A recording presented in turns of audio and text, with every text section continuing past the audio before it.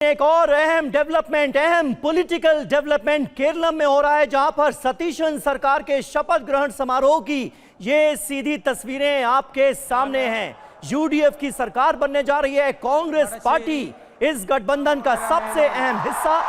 സതീശൻ എന്ന ഞാൻ നിയമം വഴി സ്ഥാപിതമായ ഭാരതത്തിന്റെ ഭരണഘടനയോട് നിർവ്യാജമായ വിശ്വസ്തതയും കൂറും പുലർത്തുമെന്നും ഞാൻ ഭാരതത്തിന്റെ പരമാധികാരവും അഖണ്ഡതയും നിലനിർത്തുമെന്നും ഞാൻ കേരള സംസ്ഥാനത്തെ മുഖ്യമന്ത്രി എന്ന നിലയിലുള്ള എൻ്റെ കർത്തവ്യങ്ങൾ വിശ്വസ്തതയോടും മനസാക്ഷിയെ മുൻനിർത്തിയും നിർവഹിക്കുമെന്നും ഭരണഘടനയും നിയമവും അനുസരിച്ച് ഭീതിയോ പക്ഷപാതമോ പ്രീതിയോ വിദ്വേഷമോ കൂടാതെ എല്ലാ തരത്തിലുള്ള ജനങ്ങൾക്കും നീതി ചെയ്യുമെന്നും ദൈവത്തിന്റെ നാമത്തിൽ സത്യം ചെയ്യുന്നു।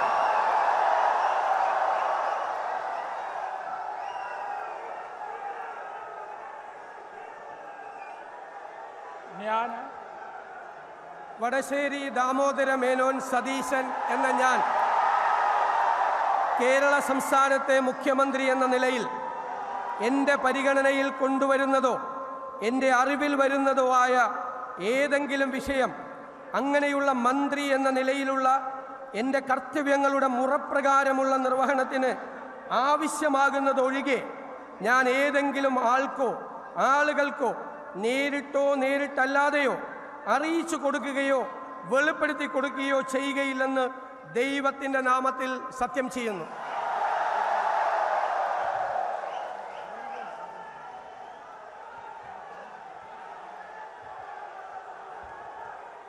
देखिए, केरल में इस बार जबरदस्त जीत हासिल हुई है यूडीएफ को और वीडी सतीशन ने मुख्यमंत्री पद की शपथ ली है।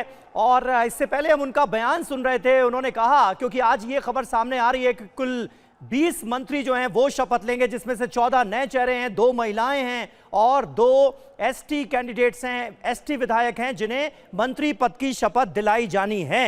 लेकिन कांग्रेस पार्टी को इस बार केरल में जबरदस्त सफलता हासिल हुई। 63 सीटें हासिल हुई हैं कांग्रेस पार्टी को। और वीडी सतीशन इस बात का जिक्र कर रहे थे कि 63 सीटें मिलने के बावजूद पार्टी के कई ऐसे योग्य नेता हैं जिन्हें मंत्रिमंडल में जगह नहीं मिल पाई है। लेकिन अब इस बयान के मायने क्या हैं, मतलब क्या है? हमारे सहयोगी कुमार विक्रांत इस वक्त हमारे साथ जुड़ चुके हैं। कुमार, कुल 20 मंत्री शपथ लेने जा रहे हैं। कांग्रेस से कितने मंत्री आज शपथ ले रहे हैं, इसके बारे में क्या जानकारी है? आईयूएमएल से खबर आ रही है कि 5 जो विधायक हैं वो मंत्री बनेंगे। सतीशन, वीडी सतीशन ये कह रहे थे कि 63 विधायक उनके जीत कर आए हैं और जो लिस्ट सामने आई है उसमें उसके बाहर से भी बहुत सारे ऐसे विधायक हैं, नेता हैं, जो कि बहुत योग्य कैंडिडेट थे मंत्री बनने की, लेकिन उन्हें जगह नहीं मिल पाई है।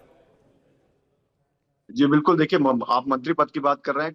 केरल में जो लड़ाई थी वो मुख्यमंत्री पद को लेकर बहुत जबरदस्त रही। हाँ। राहुल गांधी के करीबी संगठन महासचिव कांग्रेस पार्टी के केसी वेणुगोपाल, जो कि पीएसी के संसद में चेयरमैन भी हैं, उनके साथ विधायकों की संख्या ज्यादा थी। वो दावा उनका बहुत मजबूत था। लेकिन जहां तक वीडी सतीशन की बात है, वो 6 बार के लगातार विधायक है और वीडी सतीशन के बारे में कहा जाता है कि वो जनप्रिय नेता हैं। तो ऐसे में कांग्रेस आलाकमान के लिए बड़ी मुश्किल थी। और साथ ही साथ वरिष्ठ नेता रमेश चेन्निथला भी थे मुख्यमंत्री की दौड़ में, जिनकी ओर से ये कहा गया था कि जब 10 साल पहले जब सरकार कांग्रेस की बन रही थी, यानी कि 2011 में जब बन रही थी, तो उस वक्त में उनके नेतृत्व में पार्टी जीती थी। और ये कहा गया था कि वरिष्ठ जो है ओमन चांडी हैं, इसलिए उनको बना दिया जाए। तो उनका इस बार उनका दावा बनता है, क्योंकि अब ये बात अब लागू होनी चाहिए। तो इन 3 नेताओं के इर्द गिर्द कांग्रेस पार्टी को 1 हफ्ते से ज्यादा का वक्त लगा मुख्यमंत्री चुनने में। आखिर में वायनाड सीट की बात करें, जहां से राहुल गांधी सांसद रहे, जहां से फिलहाल प्रियंका गांधी सांसद हैं, जो सीट आईयूएमएल ने कांग्रेस को दी थी, वहां पर आईयूएमएल का खासा प्रभाव है। और आईयूएमएल का जो पक्ष था वो चाहता था कि विधायकों में से, यानी वीडी सतीशन के हक में था। और साथ ही साथ एके एंटनी, जो सोनिया गांधी के अहम सलाहकार रहे, उनसे जब राय ली गई तो उन्होंने ये सलाह दी कि जहां तक नेता चुनने की बात है तो केरल के लिहाज से जनप्रिय नेता जो हैं उनको चुना जाए।